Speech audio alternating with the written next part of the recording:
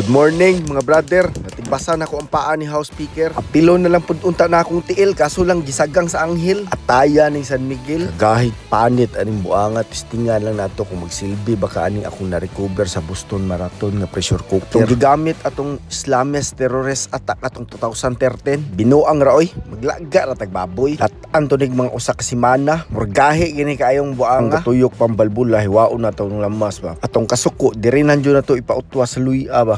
Hiwaan ang kamatis nga ala ninja. Kining pagka-demonstrate na ko nga pagkaluto natural ni ba. Nga na-experience dili sa mga culinary school kundi sa mga tinambay style ba.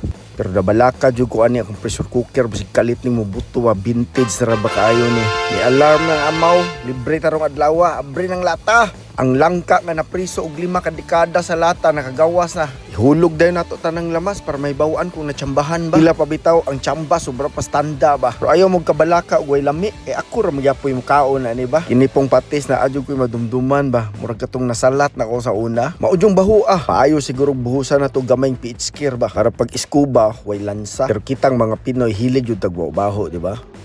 Commercial breaks ata. Si Lady Gaga misayaw na. Misigan ng mata ni kong isda. Butangan sa nato gamayng asin kay murag kulang sa alat ba. Talip-taliyok ko na to gamay para malipong ka. Kamo na bahala ani musga kay parte na jud akong libugan. Magluto, mag-vlog unya i-edit pa. Ang ubang lamas nalimta na.